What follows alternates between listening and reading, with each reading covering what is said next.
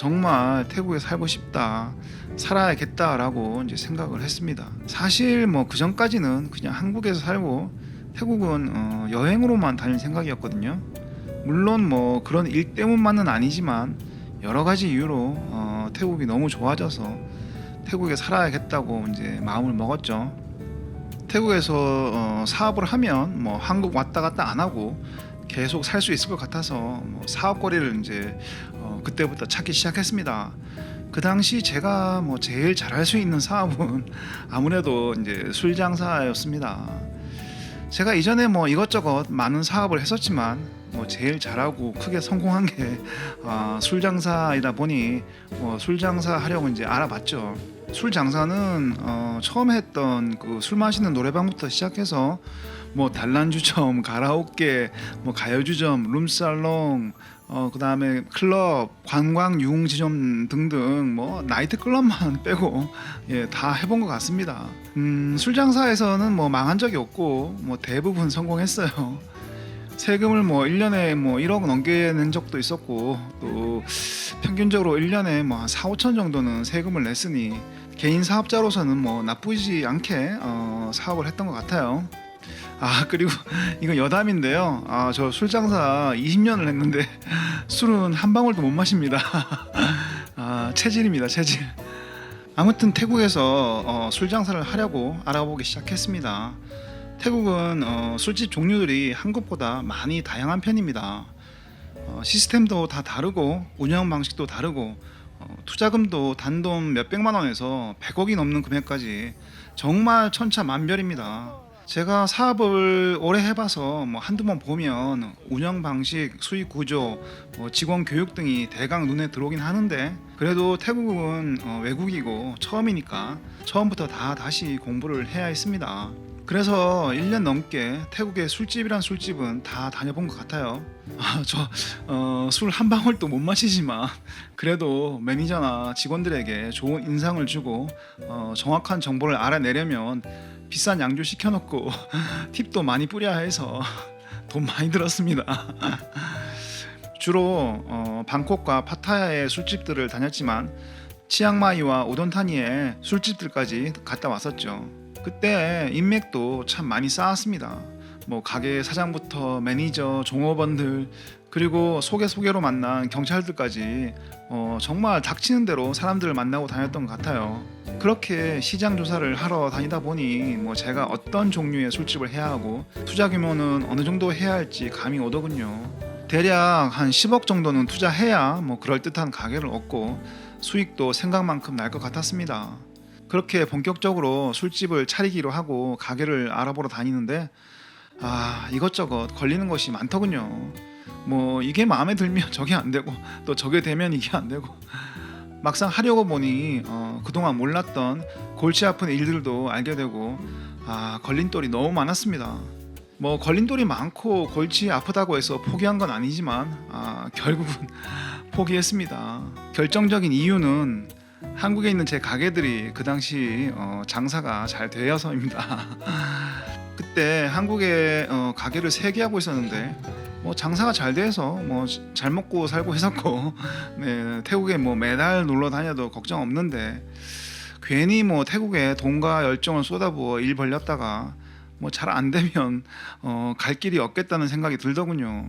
그리고 그때 뭐 방콕에 수십억 들여서 차린 어떤 가게가 뭐 단속 등 여러 가지 이유로 한순간에 날아가는 것을 봤는데 겁도 났습니다.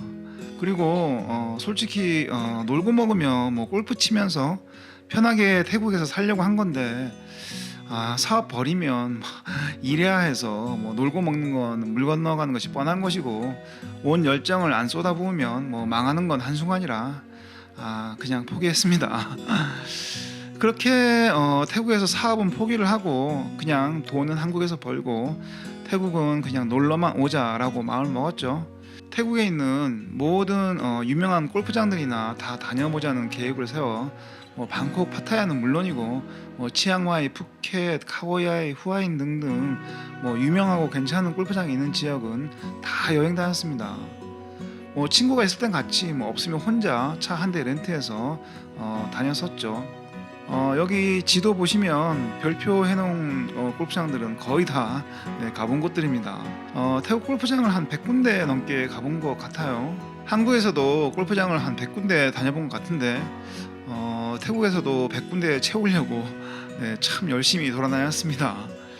말이 100군데지 뭐 한 군데를 수십 번 간 데도 있고 자주 가는 골프장들이 또 따로 있으니까 뭐 최소 한 500번 이상 태국에서 라운딩 한 것 같네요.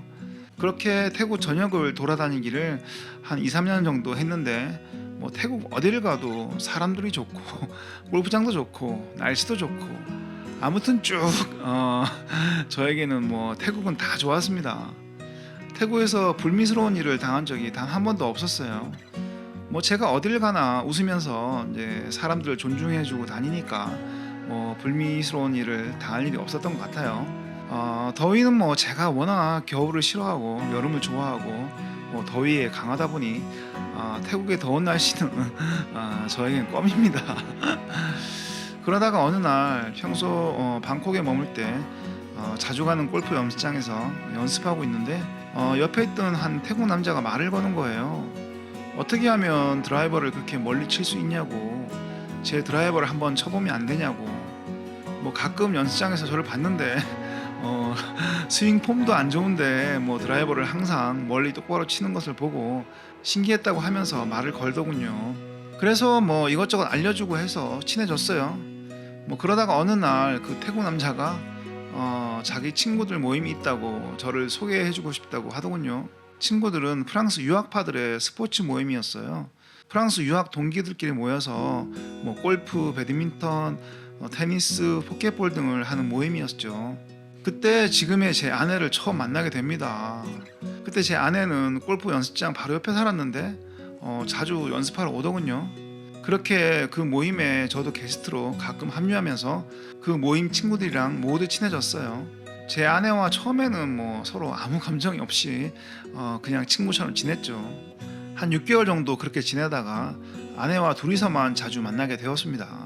뭐 말도 잘 통하고 시간도 서로 잘 맞아서 뭐 둘이서만 만나서 밥도 먹고 영화도 보고 가까운 데 놀러도 다녔죠. 그러던 어느 날 아내가 이렇게 이야기하더군요. Ask me out already. 이게 직역을 하게 되면 전혀 어떤 말인지 감이 안 오실 텐데 뭐 영어권에 사시거나 영어를 잘 하시는 분들은 아마 정확한 뜻을 아실 거예요. 그래도 제가 뭐 외국인 직원들을 두고 외국인 손님들을 상대한 게 10년이 넘어서 비록 뭐 제 발음이 형편없고 문법도 다 틀리지만 그래도 소통은 잘합니다. Ask me out already는 왜 사귀자고 안 해? 뭐 이쯤 되면 사귀자고 해야 하는 거 아니야? 뭐 이런 뉘앙스의 말입니다. 전 사실 그때까지 아내를 여자로 생각해 본 적이 없고 그냥 친구로서 뭐 계속 지내려고 했는데 조금 멘붕에 빠졌죠. 괜히 뭐 사귀었다가 또 잘 안 되면 뭐 좋은 친구 하나 잃는 거 아니야? 뭐 이런 생각이 들었었죠. 하지만 아내의 인성이 워낙 훌륭한 데다가 뭐 똑똑하고 저랑 말도 잘 통해서 좋은 감정이 있었는데 뭐 여자가 먼저 이렇게 프로포즈 하는데 노라고 하긴 뭐해서 그냥 사귀자고 했습니다. 아내가 저한테 반한 이유는 뭐 똑똑하고 머리가 좋아서라고 합니다. 그리고 말도 뭐 잘 통하고 유머도 있고 이런 얘기는 너무 많이 들어가지고 이거 아닙니다. 농담입니다. 네. 아무튼 그렇게 이제 사귀게 되었는데 그때도 저는 뭐 한국에 사업체가 있었기 때문에 계속 한국과 태국을 왔다 갔다 했죠. 그렇게 이제 1년여를 보내고 어느 날 또 아내가 조심스럽게 말하더군요. 아기를 가지고 싶다고. 또 아기를 가지려면 뭐 그냥 가질 수는 없고 결혼을 해야 한다고. 와, 전 정말 그때 처음에는 안 된다고 했습니다. 우리 큰아들이 있는데 배 다른 동생을 갖게 하는 건 아무래도 죄를 짓는 것 같아 극구 반대를 했죠. 또 저는 결혼 생각은 전혀 없었거든요. 뭐 한 번 했으면 됐지 뭘 두 번씩이나. 하지만 조용히 아내는 뭐 계속 설득을 하더군요. 뭐 이 세상에 한 여자로 태어나서 자기 애를 한 번도 못 가져보고 죽기는 싫다고. 그리고 저를 또 너무 사랑해서 헤어지는 것도 생각하기 싫으니까 제발 이해를 해주면 안 되겠냐고 뭐 그런 이야기를 들어보니 너무 제 생각만 한 것 같아 미안해지더군요. 나와 우리 큰아들만 생각하고 제 아내에 대한 생각이 짧았던 것 같아 너무 미안해서 제가 생각을 바꾸기로 했습니다. 뭐 큰아들은 어떻게든 제가 이해를 시키기로 이제 마음 먹었죠. 뭐 제가 아기를 가지기 싫다고 뭐 결혼을 하기 싫다고 도망가거나 헤어질 수도 없는 노릇이고 저도 또 아내를 너무 사랑하기에 그냥 제가 모든 것을 감수하기로 마음 먹었습니다. 그렇게 해서 임신을 했습니다. 이제 뭐 결혼을 해야 하는데 제가 원래 기념일이나 뭐 생일 잔치 무슨 식 같은 거 하는 것을 너무너무 싫어해요. 근데 결혼식을 두 번째 하려니까 너무너무 싫더군요.